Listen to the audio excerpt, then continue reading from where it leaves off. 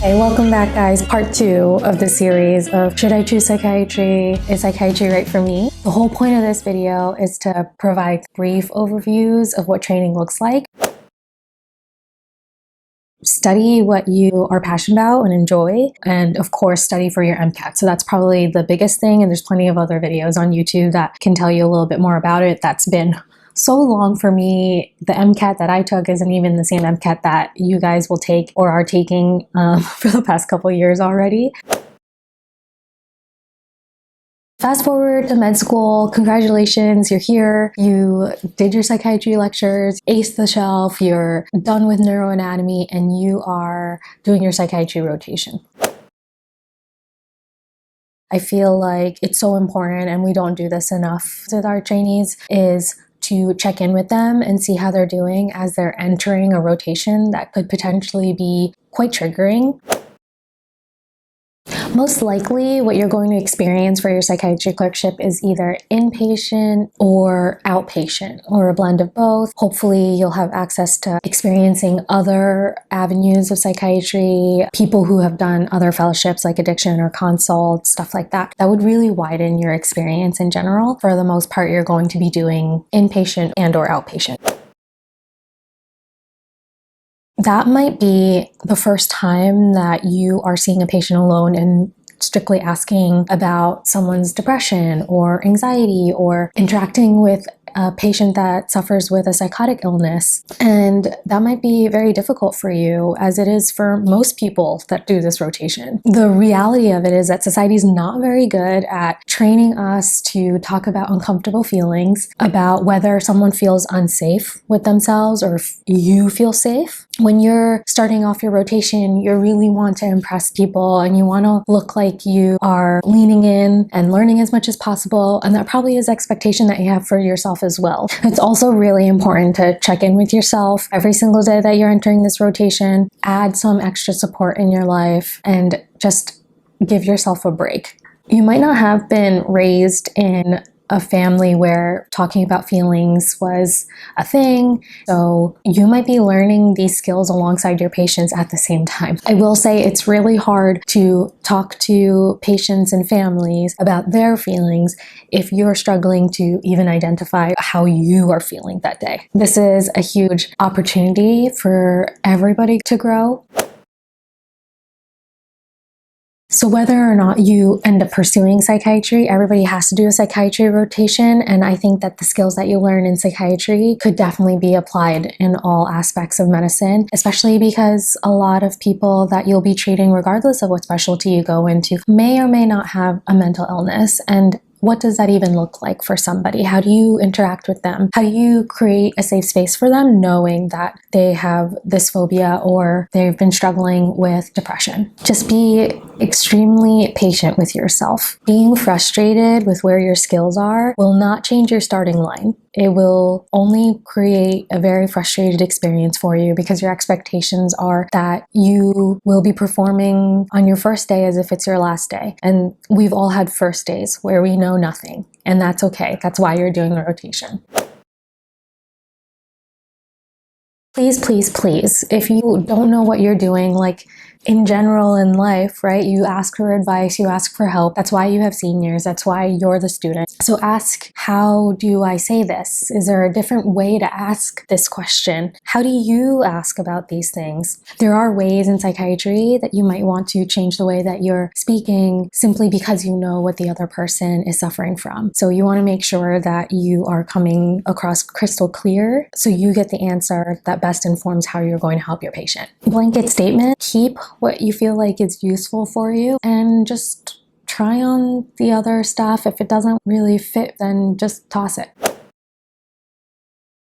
A question I get a lot is whether I'm worried that I will be too sensitive or I'll get too attached to my patients and families. That's a very personal question, and boundaries are something that I've been working on and you in the future will continue to work on with the people that you treat. But boundaries are definitely something that could be built, something that is a skill. So like everything, start where you're at and then build from there. I have to say, I don't really worry about getting too attached or building boundaries because I can definitely tell when my boundaries are being pushed. However, what I do worry about is getting cynical, which is a really big sign of burnout, something that you should definitely be aware of and monitor within yourself and with everybody around you. There is a high likelihood that when you're burnt out, you don't feel like what you're doing as a med student, as a resident, as a fellow, as a physician makes a difference when it most certainly does. And you show up every single day wanting to do your best, but you might feel that way. Knowing that it's definitely not true, but definitely feeling like it is a huge sign of burnout. I'll put resources down below if you are feeling stretched a little too thin with everything going on top of all the expectations you already have for yourself. There is no shame in asking for help, ever.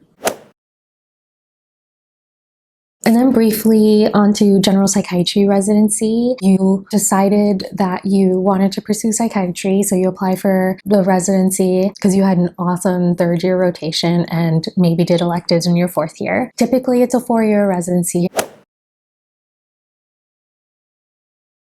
Apply for fellowship during the last couple years if you want to pursue everything except child and adolescent psychiatry. You can complete 4 years for general psychiatry and then enter your 2 years of child, but because there's 2 years of child adolescent psychiatry fellowship, unlike the other fellowships that are only 1 year, you can do what they call fast tracking. You complete all your requirements for graduation within your first 3 years, and then you skip your fourth year and enter child and adolescent psychiatry fellowship at that point.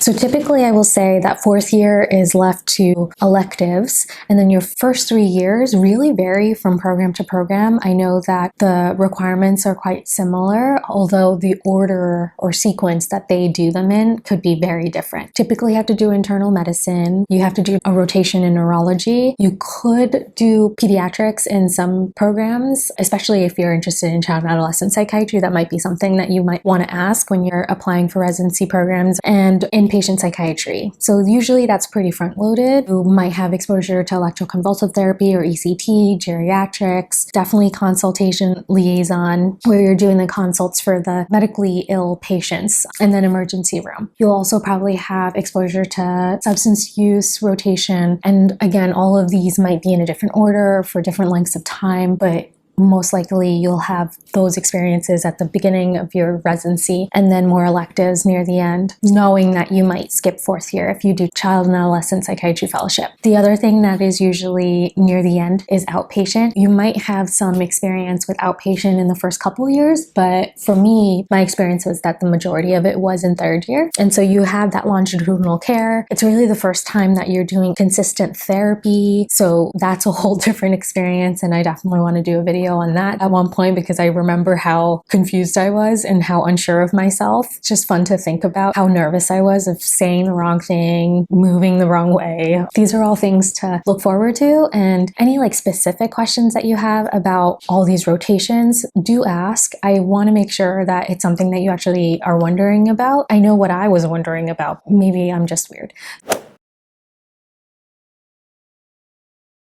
So that's basically it for this video. I will look out for what you are asking and kind of gauge what really is on everyone's mind so that I can prioritize what videos to film. And then part 3, like I was saying, will be about all the fellowship options that you have, which there are quite a few, and what all that looks like and why you would choose to do those things. Again, I hope that you all are taking care of yourselves and that you're all safe and well. Wherever you are in your stage of training, thank you for everything that you do. Thank you for showing up every day for your patients and families. Make sure that you show up for yourself as well. I'm super proud of you. I look forward to meeting you someday. So thank you for watching. Like and subscribe if any of those things are interesting or if this video was at all helpful. I'll see you next time.